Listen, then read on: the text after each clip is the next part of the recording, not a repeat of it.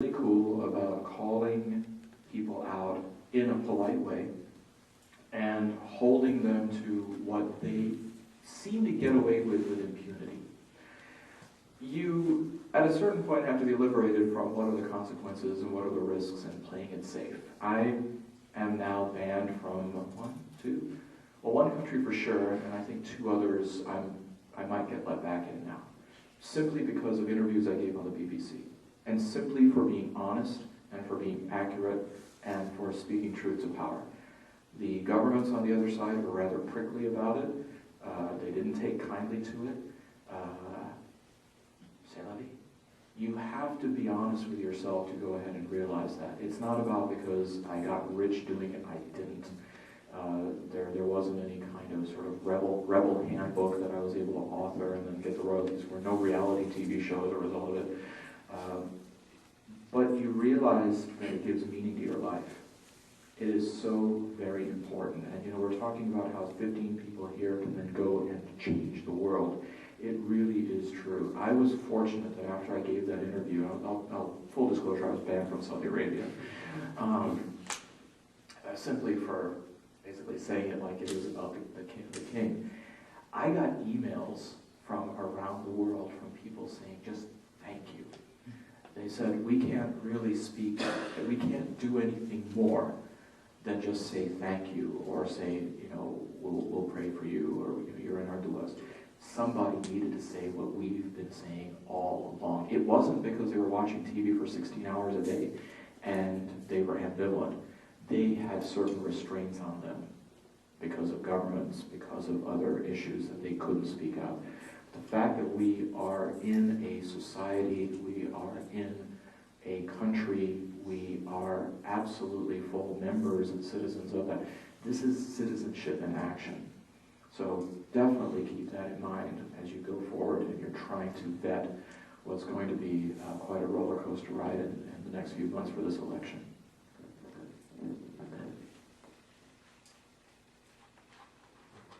How would you suggest sort of demonstrating the consequences of not going out? Because I hear from a lot of people like, oh yeah, like my vote don't matter. And obviously, you know, like you can tell them it doesn't, but some people you just can't change their mind. I know, at least in Lansing, and I'm talking more at the state level, people sat home in 2010, and the amount of Tea Party colleagues I have on the other side of the aisle is disgusting. And they are, what the legislation they are trying to push through, and the other Republicans, the softer Republicans, are afraid to stand up against it. And so it is so important. We have the pension tax for the seniors. I get calls all the time because of that. School cuts, $470 per pupil, because they chose to take money from our seniors and from our K through 12 to balance the budget and give the Michigan business tax credit, get rid of it. So it's so important, especially for you. Some of the legislation they're trying to push through for our youth, for our future, is just wrong. And so I would just really encourage you to have your friends make sure that they vote, both at the state level and the national level. Because we have a lot of Tea Parties. And when I've gone, because I'm in my second term, when I've gone to my colleagues on the other side and asked them, why are you agreeing to this legislation? Their response is, well, because they're louder than me, and I'm afraid they're going to have a Tea Party member run against me for the next election. That's wrong. One of the reasons I was stifled on the House floor was, if you're in office for 6 years, when you leave, they continue paying your health care benefits, which is a wonderful perk, but we can't afford it. When I left Henry Ford Hospital, they didn't say, here, keep getting health care. So I fought really hard to make sure that legislation went through, and they had a weaker version on the floor. They finally put something out there for a vote, and I wanted to put an amendment on to have it for both the House and the Senate now for the future.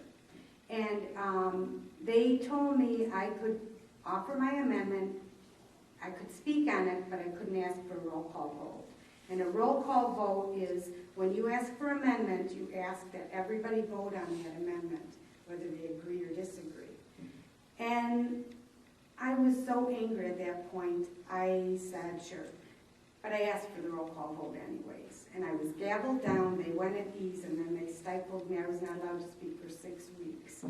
But to me, if you're going to push legislation through, you need to be accountable on the roll call votes. You need to show people that you are for or against strong legislation. And so that's why I was the one of many times I was stifled. But so it's very important. I know there's a lot to legislation, but it's important that you follow it and make sure you and your friends get out and vote.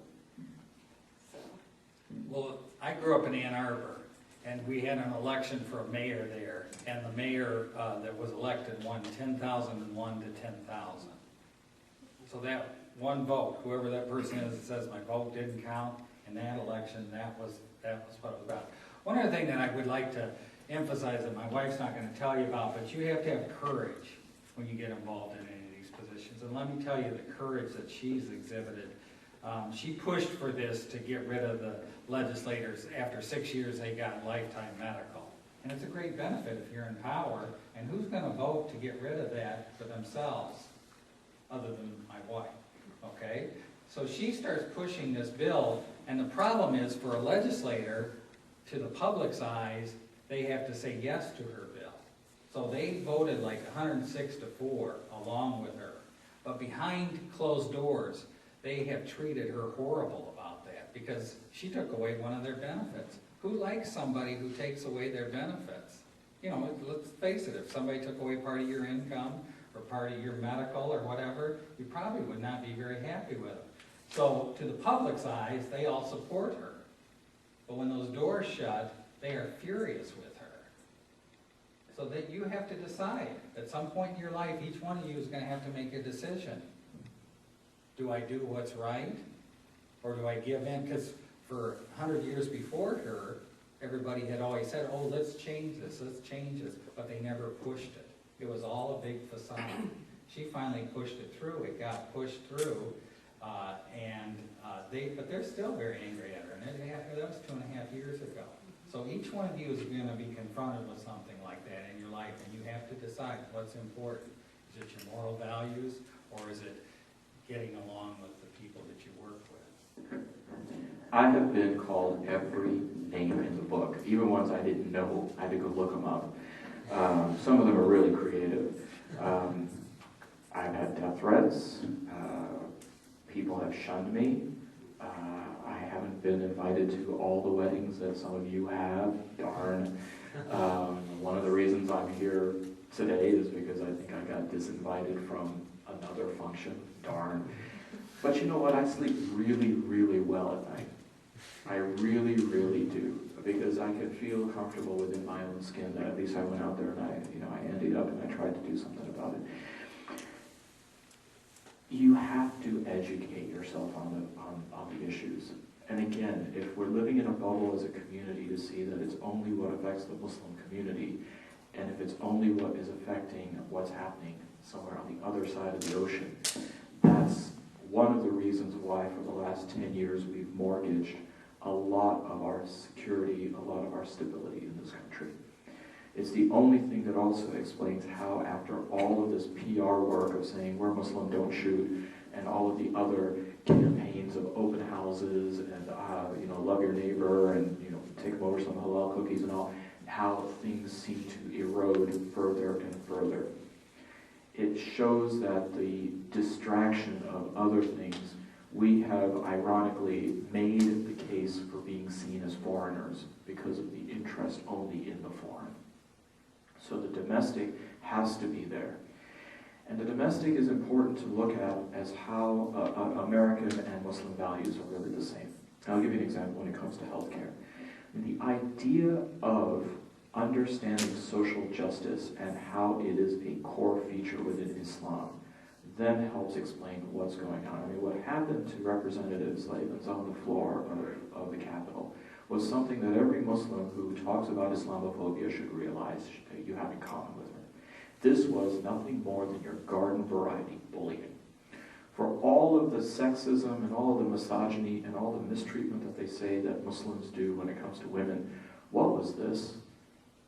I mean, this was no different. I mean, at least, of course, she gets to drive. See, another reason to get kicked out of Saudi Arabia. But, you know, gotta call it like you see it. Medicare. I mean, when you're talking about the Tea Party, and you see people having slogans that say, U.S. government out of my health care, when they're actually gaining Medicare benefits, you've got to then realize how far off the pier they're standing when they miss the boat. Okay? Educate. Call them out on them. And more importantly, realize that every time they do something like this, forget about the Islamic values, they are violating the very core principles of what it means to be American and what American values are. You have, as students, one of the greatest assets that anybody can possibly have. Free library access. The number of databases that you have access to as a student, the kinds of discounts that you get other than at the movies, is invaluable. I mean, just go through and read and draw the information. You probably know only too well that the moment you graduate from law school, you lose your free ticket to LexisNexis or Westlaw, the major databases. When you're a student in law school, you get free access. After you graduate... See, he's being kind to me. He thinks I'm younger than I am. LexisNexis was in effect for 1 year while I was in law school, so it was just a baby. But I appreciate you think I'm younger than I am. Well, you said that you're 18, so you know, I'm just working. Okay. I'm working off 18 as a benchmark. But how you feel when you've gotten, and believe me, it's a drug. You get addicted to these databases. And the number of people who call me up and they say, hey, can we have access to your account because we've graduated and we still need to get into the database and all. I said, hey, just go to the library and they'll let you putt around yourself. Yeah, but I want to be at home and do it from home. Like, yeah, I can't help you on that. But realize then that the awesome power, because we are talking about power here, that information provides and that knowledge provides. That's how you're able to not only stay in the game, but get ahead in the game. I was at a conference, it was a Christian Scholars Conference in Nashville 3 weeks ago. And again, through the work that I've done with Rochester College. And it was remarkable to actually engage in conversations with people about, wait for it, Christianity. And I said, really? Is that really what Christianity says? Because that's not what I got. And you'll appreciate this. They asked me that, well, where's the Muslim Martin Luther? They love talking about this because they want a reformer, right? They want a mujaddid in the community. Well, where's the Muslim Martin Luther? And I said, you know what? Have you ever thought that 50% of the Christian community actually would say, we don't want a Muslim Martin, or we don't want a Martin Luther, because he wasn't that great of a guy? I mean, he's the one who basically split Christianity right in half. So I said, well, you, a group of Protestants, feel that this is something really cool because you consider Luther to be a hero. There's a lot of Catholics out there who don't look at Luther very favorably. And they're like, oh, yeah, 2 words. Case closed. Argument done. So realize that takes a certain amount of both knowledge base and courage to sit there in an audience of about 850 people and pony up. And this was Nashville, folks. Nashville. You know, I mean, this was like being on Neptune for me. Yeah, as far as ideologically and intellectually. But this is how you have to do it. I still made it home. I told my students before I went, because it was during the term, I said, if I'm not done with the exam, will be automatically released on Blackboard, so you're not going to get away from it.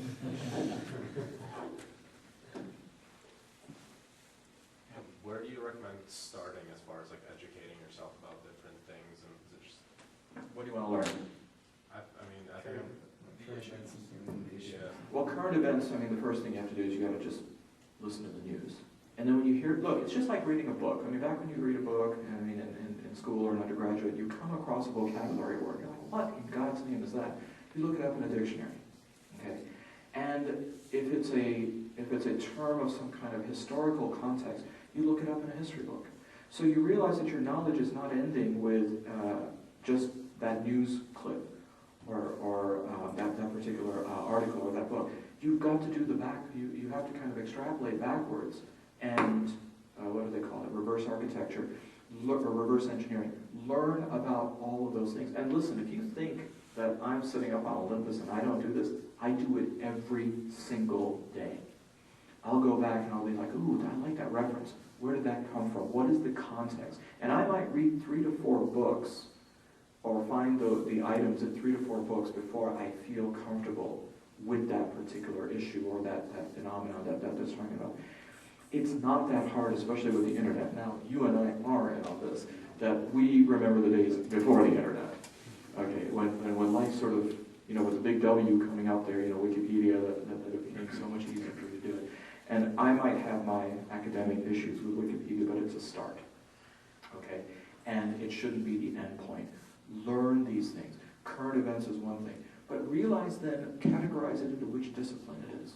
And like the judge said, like the representative said, find yourself mentors.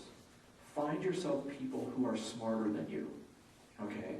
That can go ahead and challenge you, who can then go ahead and tell you, yeah, you know what, I know about this. And see, this is, again, one of the problems in our community.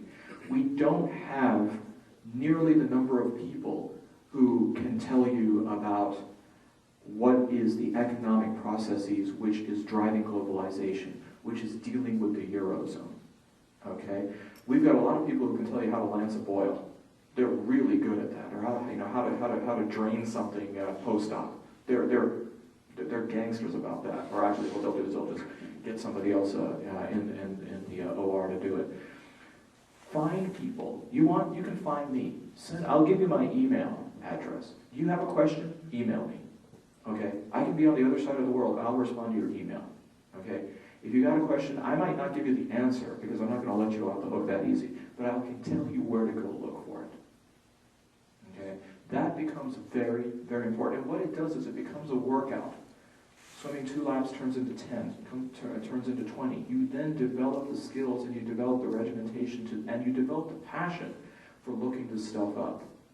And before you know it, 2 books turned into 20, turned into 2,000. That's how it happened.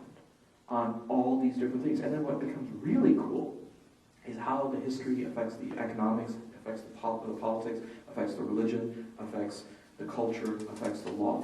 Because if you look at it from an Islamic lens, they are all related. Every single one of them. I was in Brussels in January, okay, briefing the EU about Muslim minorities there. And they asked me the question, they said, so what do you think about the Eurozone? I said, oh, what you guys are doing is you're just basically, this is a religious war, isn't it? And it actually shut up the room. They said, what do you mean? I said, well, listen to who you're arguing about. And there was a German who was telling me this. I said, you talk about the countries that are failing as the pigs. Portugal, P, I for Italy, G for Greece, S for Spain. And they said, well, we don't like to say that out loud. I said, I know you don't say it out loud, but I can hear the whispers. I got good hearing. And I said, you can go ahead and make all these excuses that they have poor budgets, or they have, but listen to the dog whistle. Listen to what's underneath it. I said, your problem with them is that they're not Protestant. I said, you've got Portugal, Spain, and Italy, which are Catholic, and you've got Greece, which is Orthodox. I said, this is basically the schism being fought all over again. And it just shut the room up. And afterwards, the German guy comes up to me during the coffee break. He says, how did you know that?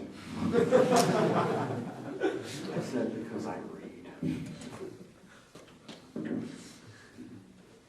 One other area that I'd make a suggestion on is if you do want to create change, and I'm certainly willing to listen to anybody else's idea on this, I believe you've got to get involved with the two-party system in the U.S. Now, you can create a third party, political party. It's going to take a lot of time and a lot of effort. Maybe you've got more time and effort than I do for that. But right now in the United States, in order to get anything done, you have to be a member of one of the two parties in order to really effectuate any type of social change. And you correct me if I'm wrong. I'd love to hear that I'm wrong on this, but in my humble opinion, if you really want to get to where my wife is or where I'm at, you've got to be involved with one of the parties. you've got to I'm not gonna tell you which party to get involved with, you've got to decide that, you gotta educate yourself. But then if you want to create change, if you want to have a voice in the US and in Michigan, I think you've got to get involved in the party. And very few people do that right now. And you hear everybody talk about they're so powerless. Well, in my opinion, part of that reason is because they're not, if you're a member of one of those groups, you have a lot of say in the United States or Michigan. So if you really do want to have say, there's lots of people that are just happy with their day-to-day lives and just taking care of their families, and that's great too. But if you want to have a longer-term outlook, a longer-term input into society, I would strongly recommend that you get involved with one of the two parties, or start a third party, or join one of the third parties that are involved right now. But I think the important point that the judge is making here is understand the structuralism of America. I think we oftentimes try to impose upon it a new architecture, one that we like to idealize, one that we hope will be the case. But you realize at the end of the day that there is a certain structure. There's a structuralism by which America operates, as does every country. And you see the disaster that happens when one country tries to impose its structure on another country. And it is to almost a fatal flaw when this is done. How many of you play golf?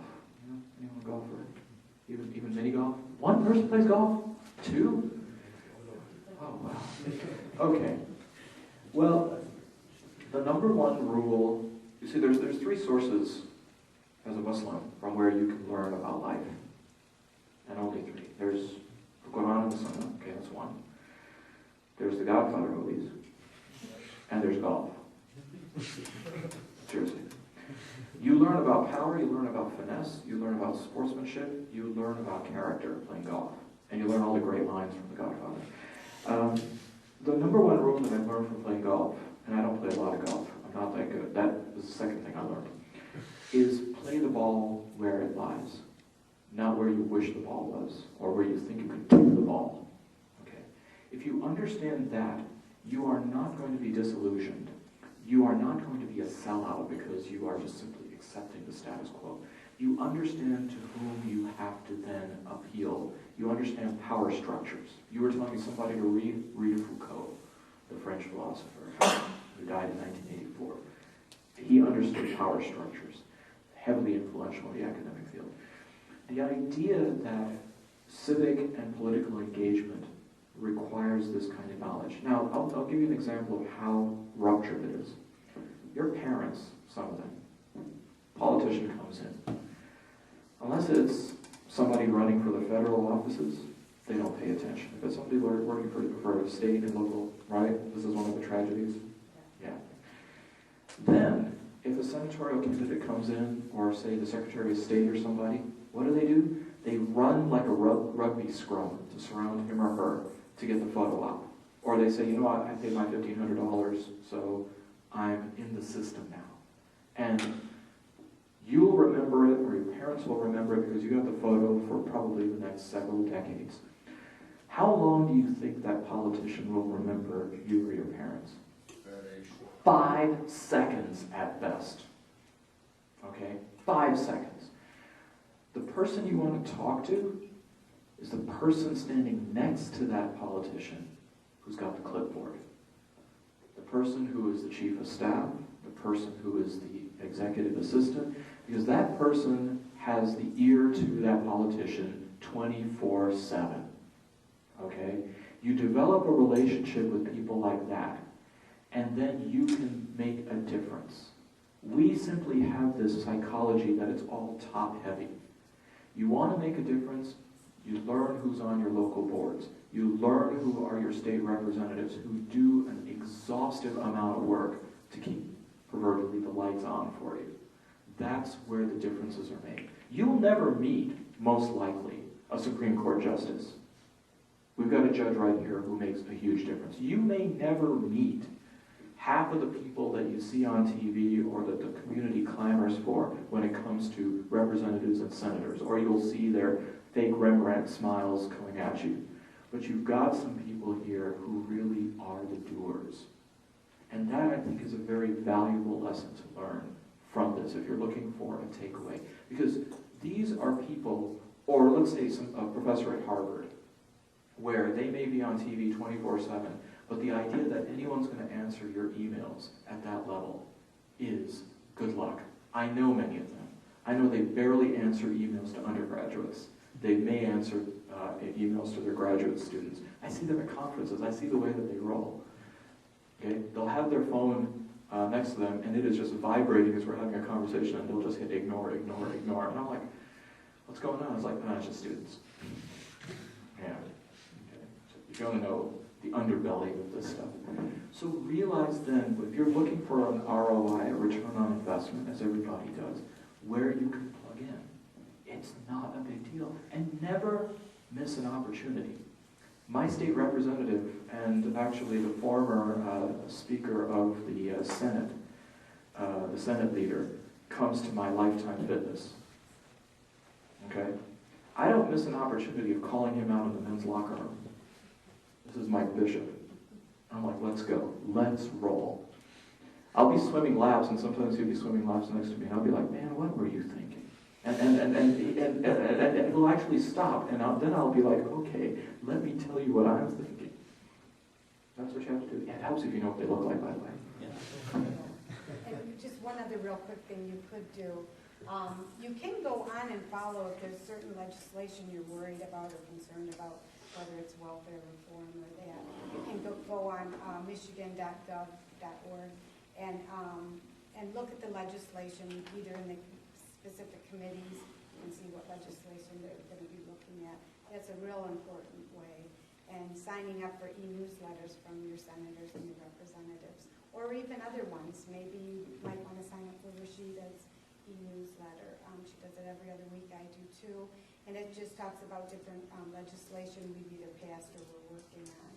But you really can. It's important. I get a lot of emails from constituents on concerns of legislation bills are trying to pass through, asking me to vote against it. You could always talk to a legislator about a bill that you have a passion for. I've put legislation together because of constituents had concerns about specific issues. So. And I suspect, if I may, that for Representative Slavens, it's the same as how I am. I treat my students equally, okay? But the students who actually communicate, there's a different relationship which just definitely, it emerges.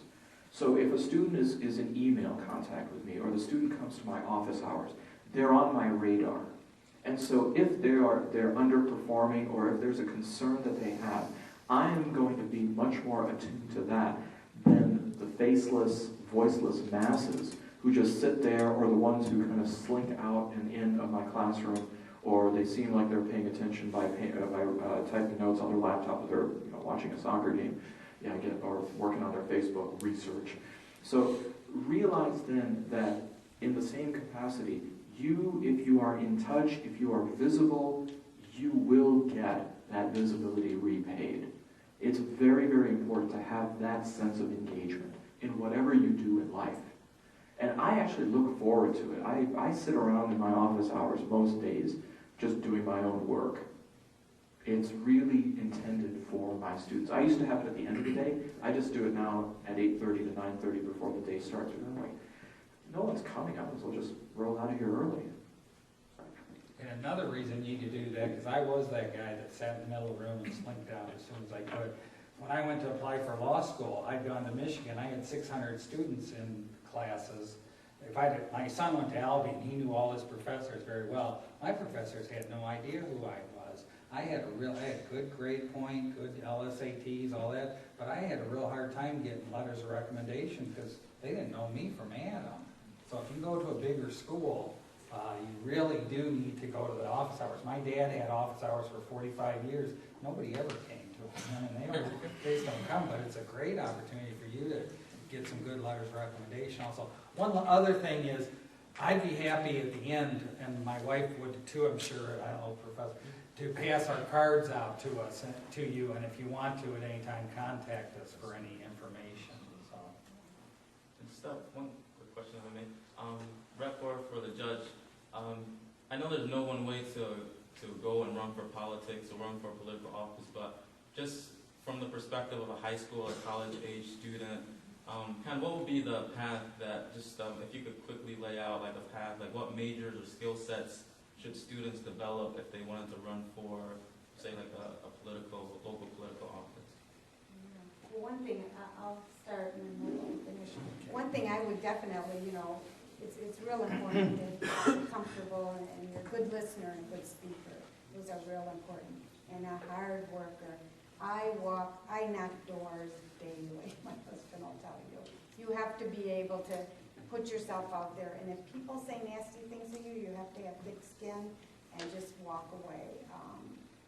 Unfortunately, anymore, running for office, you have to raise a lot of money. That's really unfortunate, but raising money and then just out there doing doors, those are the two keys. Early on as high schoolers and college students, kind of look over the two different parties and see where your passion really is. I'm a Democrat, I'm a proud Democrat. When we first moved out to Canton, it tended to be a little more Republican, but I didn't shy away from that. I think it's real important, and some people switch parties, that's fine, but I'm a diehard Democrat, and I'm proud, and I'll tell any Republican why I'm a Democrat. So it's important to know what party you're affiliated with, and early on, run for student council, get involved, help, either at the local level elections or statewide, or even nationally. It's important to get involved too, and you make a great group of networking by helping others run for office. And don't let somebody tell you can't do something. All my life I've had people telling me I can't do something, and I'd like Diana, if she remembers it, to share a story with your high school counselor, what they told you about. Why don't you tell them about that? Yeah, in high school, I wanted so badly to go into medicine. I wanted to be a physical therapist. I loved science. So I went to my high school counselor, to get set up for college and meet with her. And she sat back and she looked at me, and I'm the youngest of 3 girls, mind you, so I did very little cooking and cleaning in the house, and what I did was always a disaster. She looked at me and told me I'd be a good home economics teacher. That crushed me, because I knew I was an awful cook, and it just crushed me to no end for her to tell me that I wasn't worthy enough to go on to college to be a physical therapist.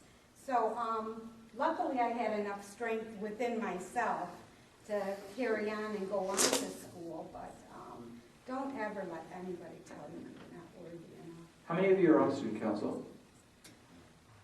What? Wow. Really? One of the things I think that you have to look at as a preamble to that is being involved in different clubs and organizations, because the visibility that you have there that translates into having a track record and people having respect for you and people having admiration for you, and then being able to sustain an election campaign. Because listen, the easiest way to win an election is have people campaign for you, meaning that they can, by word of mouth, say, listen, this person is a stand-up person. This is who we should go ahead and vote for. That makes a huge difference. The other thing, if I can go ahead and say, don't be afraid to lose an election. And if you're going to lose an election, lose it gloriously. Because the amount of things that you can learn from that is immeasurable.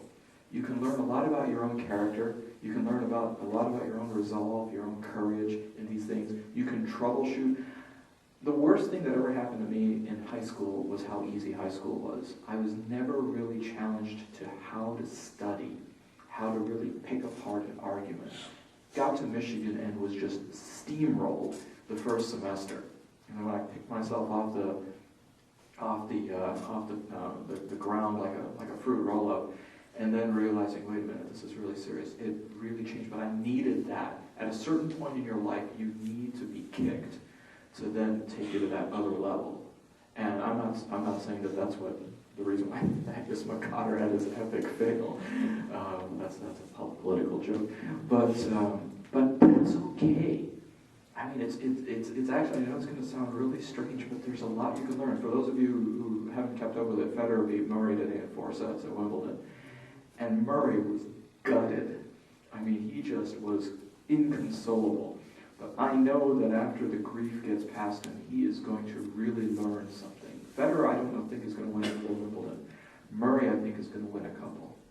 He's going to learn, he's going to relive every shot in his head. Federer isn't. But Murray's going to relive every shot in his head, everything that he did, especially what he did wrong. And that is going to take him to the winner's circle next time.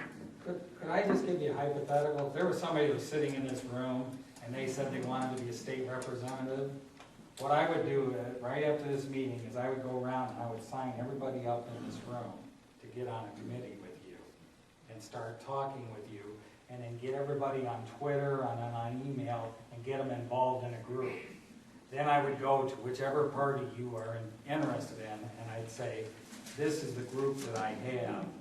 I want to start getting them involved in this group, because there are not enough young people in either one of the political parties.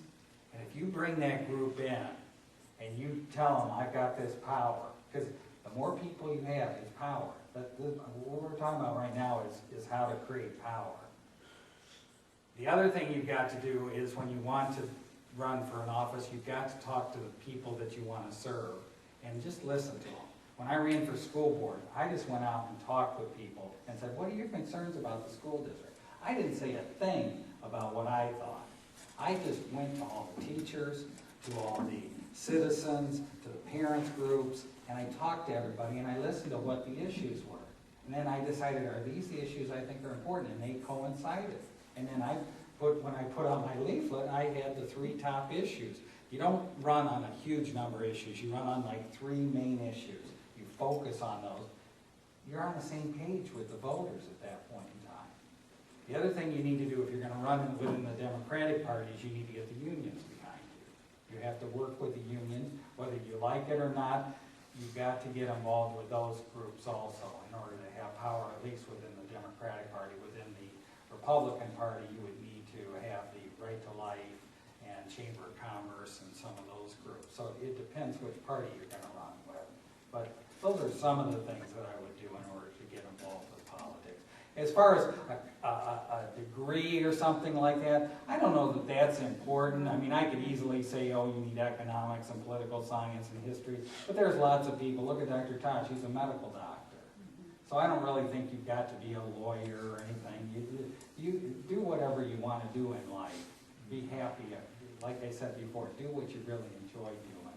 But then if you are want to get involved in politics, you've got to build up a power base to support you. Yeah. Because you can be the one great, brilliant person, but if you don't have people behind you, you aren't going to have any say. Yeah. So, Yeah, in the House of Representatives, we have a funeral director, I'm a respiratory therapist, we have a physician, a nurse, some teachers, very few lawyers. It's just a wide range of representatives. And that's good, because when there are medical issues, you know, unfortunately they didn't put me back on health policy this term, but, you know, a lot of my colleagues will come to me. And if there's issues on city issues, my colleague Vicki Barnett was a mayor, so I go to her on issues, and so we can work amongst each other on it. Well, I have a question, especially you, Diana. Thanks for coming, all of you guys. I have a son, 17 years old. I'm trying to get a state ID, and then they told me get certificate, birth certificate, passport, all kind of IDs. I come up with in the Secretary of State, and they told me we need a letter from other place that shows that he lives just with you. And I had to go back home and bring it. I get the ID for him, and then I went back home. He got driver's license. Took back with him to the state, and I got to the state, tried to get driver's license. And they told me I have to bring each and every one of my name. I said, you guys already have it. Why have to go back and get all of them? Yeah, they didn't give you the list at the beginning? I mean, we did at least in the beginning, we get the state ID. Yeah. And then you get a protest, and you get a driver's license, the certificate. Then we went back to the Secretary of State, tried to get a driver's license for him, and then they said you have to bring all of them again. And I figured out, is this his racial profile, just Muslims, or that's basically something that's really, I think, I mean, trying to take that chance today. Yeah, and I don't, honestly, I don't know. That's unfortunate that they but you have to wonder if they're picking and choosing when they're making you go back and forth and getting the other information. I honestly don't, know whether it was profiling, but, unfortunately that happens. And if I were you, I would write a letter to the Secretary of State, because that's wrong for them to have, instead of giving you a list of what you needed for the ID, to have you keep going back home to other papers. Contact CAIR Michigan. That sounds good. Yeah, they can draft a letter for you, probably. I mean, they don't have to imply or even accuse that it's an issue of profiling, but I mean, there will be a lot of weight behind the letter, and they can draft it in such a way that it may be more effective. Yeah, he's 17, and we got the same last name. He's my son, lived in the same house and everything, And then I don't mind doing the first time, getting all the information, or at least second time when they try to get a job license, it tells you exactly being every single one and being, which seems to get this. That's why I don't go back and get the file. Basically, You should also contact your state representative and your state senator and have them help you out. Yeah. You contact their office and their staff will, that's the type of thing that their Right, staff my does. staff takes care of, yeah. And you can always send a letter to the editor. Yeah, that weighs a lot. People You don't know, I use mean, you put it in the letter to like editor they and- should. Yeah. The only people who want to see bad press are the Kardashians, otherwise they do fear that. I have a question about like the power of, writing a letter and things like that. Like what kind of advice would you guys give for somebody who's trying to draft any kind of letter to like a state representative, to anybody? Because you start thinking about somebody says you gotta write, you gotta do this and that, but when you start thinking about how are you gonna word it, how should you word it, what kind of mannerisms do you use and things like that. So I just wondering any pointers for that. Well, the emails and the letters I get it's on a specific issue. I don't think there's any really special way. What makes it more appealing to you to read, or is it Sure. that makes it more eye-popping or anything like that? Well, if it's not nasty, I'll tell you. For some people, I still read it, but it's just rude. Some letters I get, but I read all of my letters, and if it's an issue I can help my constituents with, I follow up with them with a phone call and a letter back to them. When I was on the school board, the thing that would make me cringe is when somebody would come up to the microphone and they say, I'm a taxpayer and I'm a voter. Because, as far as I know, everybody's a taxpayer or voter. I guess there's a few people that aren't, but even a child pays taxes on a candy bar, so don't be nasty. You write something, everybody that's a politician is human. You don't like it if I started real nasty with you, you know what I mean? And then just state whatever it is you want to do. Just hit 3 main points, though. Don't have a laundry list of issues, because if you do, then they're going to lose you. So just talk about a couple of main things and put in good points with regard to that. I might have somebody else look at it, an adult or whatever, look at your parents or somebody else, review it with you, also somebody that you trust on it. But, just, and speak with passion. One of the most important things with all of this is passion. It'll come through in the letter. Short and sweet, it helps too. Short and sweet's right, too. Yeah. That's right. I mean, it clearly shouldn't be longer than a letter. I mean, one page. It clearly shouldn't be a synopsis of your life story. I know this is going to sound glib, but I actually really do appreciate good spelling.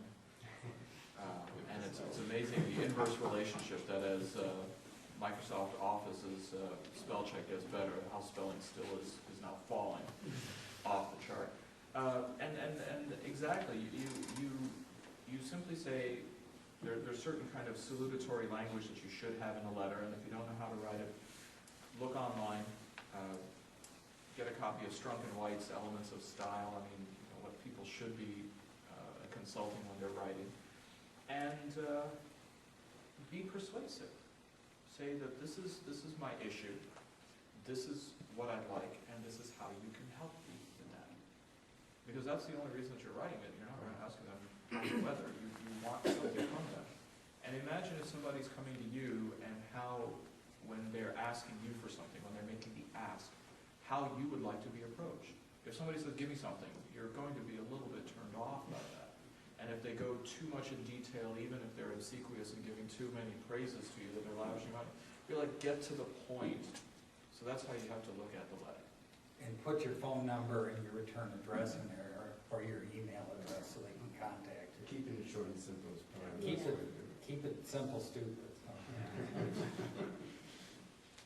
have a question for the professor. For newly admitted like freshmen who want to take your courses, can they or would they have to wait? Is this autobiographical? Are you coming to Wayne?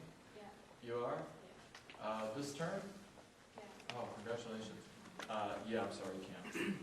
Yeah, because I'm not that I don't want you as a student, it's just that, and I'm not saying this out of any sense of hubris. The registrar told me 2 hours after the classes opened up, the classes were full.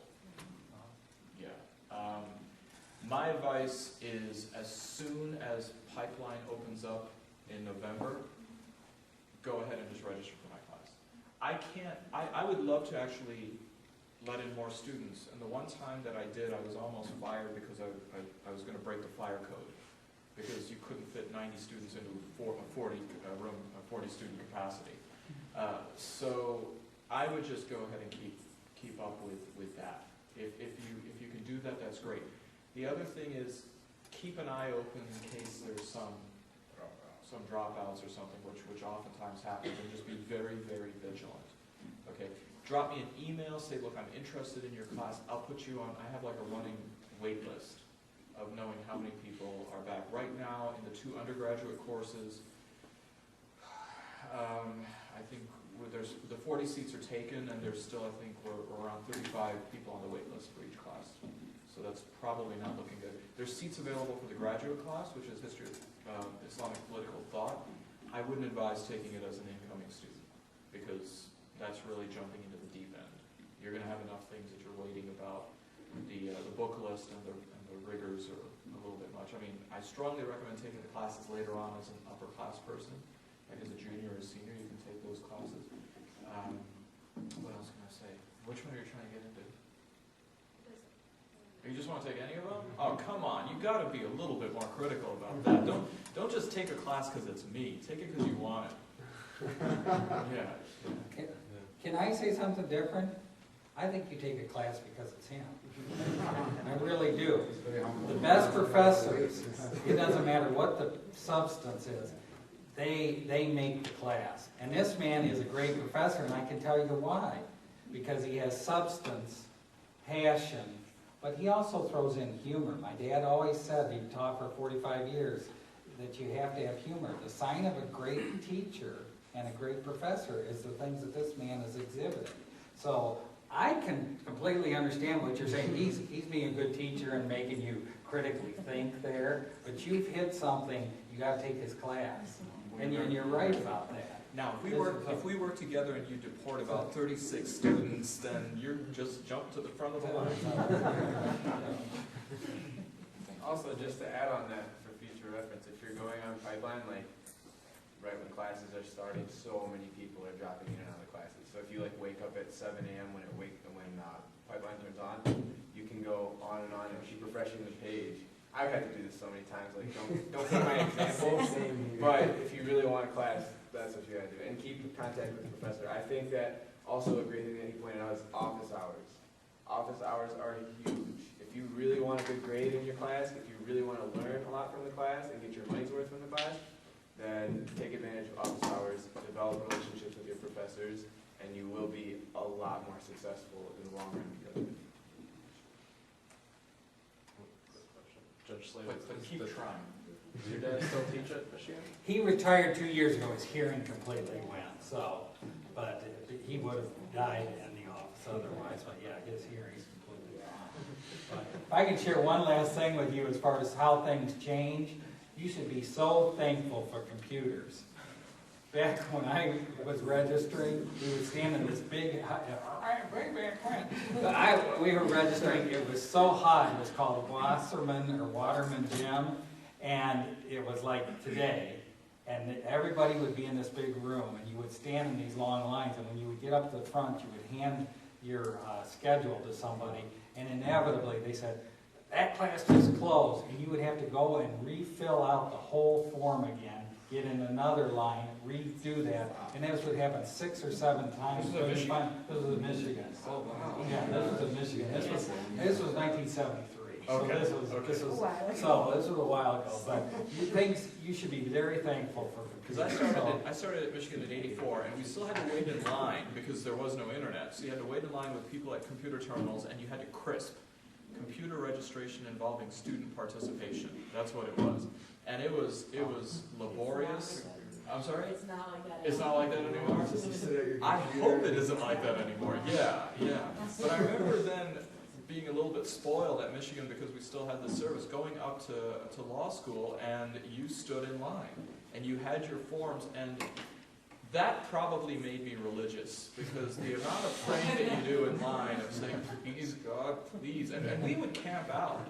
We actually would camp out, which was terrific if you were going summer term, but in the middle of the winter, it was really painful. And so we would register, and then we would usually skip the next day of class because it was during the previous term, because we all had a cold. And so attendance would just drop because, I mean, here we were, we got our class, but it was a Pyrrhic victory to do so. But I want to also make one point that Judge Slavens made. Please, please, please don't ever think about retiring. Or at least if you're going to retire from your job, then channel that into doing other productive work. I have people in my life who couldn't wait to retire. And I just look at them and I look at these lives and I'm like, you got to be kidding me. This is what you wanted to do with your one shot? I mean, I'm going to be, I hope to be, like Judge Slavin's dad. I mean, you'll find me, as far as from the point before you put me in the ground, it'll be behind my desk. That's where I want to be. Or surrounded by my books, in the middle of writing or typing something out. Who knows how it's going to be later on. In 10 years, you're going to invent computers with heads-up displays that would just telepathically come up with things. Who knows? It's such a defeatist attitude that you're just waiting to put one foot in the grave, and I think that's just such a waste of valuable time.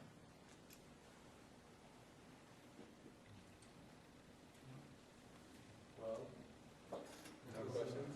Good Yeah. forum. One question in the back. I'd like to add, one more thing from that, adding volunteerism, like during, like the span of life is a good thing. Yeah. I think we didn't really focus on that. It doesn't have to be something that there's a monetary gain, and it's a matter of time management. And I'm sure that's one of the main things that you learn as students is how to manage time. But I'll have to say this particularly about our community. We have made Islam, I think, a pretty selfish pursuit spiritually and a pretty selfish pursuit socially. This hall would be filled if there was somebody up here doing a 2-day workshop on purification of the soul or merits of prayer. Okay? I've seen it. I've seen this at the IHME when you have these 10-hour workshops, Saturday 10-hour workshop, Sunday. The parking lot looks like Eid. Okay? Ask one of those people, call them up like, dude, I'm going down to the soup kitchen. I'm going to fill some food boxes. Want to come? Oh, no, but I can't do it, Other things going on. Or last week we had the diversity forum in Dearborn. If we would have just had the board members of each of the organizations show up, we would have filled the room. We had twice as many people as this. That's it. For one of the largest Muslim communities in the country, the most diverse Muslim community, meaning America, outside the 10 days of Hajj in Mecca. We have it every single day. People didn't show up. I'm like, you gotta be out of your mind that people wouldn't take this on. Oh, what's this diversity thing? Talking about Sunni, Shia, talking about class, talking about gender, and all these other binarisms. I know how much I'm getting if I pray this many times. I can tally it up on my calculator. We've got to get away from that, folks. And we've got to go ahead and build, if you can't build a bridge, at least build a tunnel, for God's sakes. Reach out and make the interactions with other communities and with other people, and who knows, God forbid, you might actually get something out of it too. Now you guys are giving me a big opening. I really want you to think about mentoring, because I work with, half the kids I work with are juvenile delinquents, and the other half are abused and neglected children. I'd like to tell you about an abused and neglected child that I heard speak. The mother was in prison, the father was on crack cocaine. This child was in foster care from day one till her 19th birthday. She said she never spent a Thanksgiving with anyone who loved her. She never spent her most important religious holiday with anyone who loved her. She graduated from a mega high school and walked down the aisle, and there was no one there that cared about her when she graduated. And she said if she's ever lucky enough to marry, there'll be no one there to give her away. I said, I got to do something. So I'm going out to all the religious institutions and asking people to mentor. If you are at all interested in mentoring, or if you can get me in front of any groups to talk about mentoring, I would love for you. I'm going to give you my card, and if you're interested, give me a call, and I'd put you in touch with a mentoring service. What they would do is do a background check on you and make sure you have no history of crimes or child abuse. And then they would give you like an hour-long training session, and then they would assign you to a child. And you could say, I want to do delinquents, or I want to do abused and neglected kids, I want to do women, I want to do young men. This is anybody from the ages of 0 to 18. What age group you want to do. A lot of people are going to say, well, I don't really know how to do that. The only thing you have to know is good moral background and be able to spend some time with these kids. This is not rocket science. This is just giving them your time and giving them, spend time with them reading, spend time with them playing games, going to a movie, whatever it is you like to do, whatever you would have done as a kid. Because they just don't, especially males, there are not enough males, and I don't mean to, we need female mentors also, but the males, with the age group I'm seeing, we really need young men working with these kids and showing them, you know, how to shake a hand, how to look you in the eye when you talk to somebody, how to pull your pants up, how, you know, simple things. And know that they have a future, that education is important. And that there's somebody who cares about them. And there's different programs. I mean, you got Math Corps. There's so many things that are already structured. I mean, the wonderful thing is you don't actually have to go out there and invent a lot of these things. They're already in place. You just have to just sign on. No, it's that I'm with actually with AmeriCorps Vesta. We do actually mentoring and stuff like that. So that. Okay, great. Yeah, I just I'm completed going to pass my card out at the end, so I then. completed my 300 hours, Okay. mentoring, and that would be actually a great thing to do. Great. I didn't bring any cards, but this is real easy. s.con, K-H-A-N, @wayne.edu. Which con? What's that? Which con? Which con? S.com. Yeah, yeah, S.com. And if not, just go on the Wayne website, you'll find me. So, and please email. I will respond to your email. If you got any questions, you hear about an issue, you say, man, what should I read about that? I'll get you a short list of books, or turn you onto a website or something that you should be looking at, or turn you away from a website. And this young lady needs lots of volunteers, so. Well, I know some people in the Canton Mosque who really need to get off their duff, so, yeah. You'll have to give them my name, I'm Yep. sure I know that. I'm sure you do, yeah. Okay, well, I think we should conclude with that. I think we got a great session in, and maybe a lot of people not coming was a good thing, because it was a very intimate session that we had. So, play the ball where it lies, that's quotable from the professor, I think. I'm going to remember that one, that's a great one. Learn about our government, learn how it all works domestically. Everybody wants to be an activist, everybody wants to care about what's going on overseas, but we have a lot of issues that we need to deal with here, especially as American Muslims. So learn about structuralism, learn about political parties, learn how to get involved, register to vote. You got one more day to do that, register to vote. And passion for seeking knowledge, gain that. That's going to be gained. Your spark is going to be from one of these role models, for example. You know, you need people to spark that for you. You know, a lot of the kids in our communities, they don't have that spark to gain knowledge. They don't really care about it. They just want to live every day. They want to have fun. They want to go out, and they want to have a social life. There's other things in the world that are important.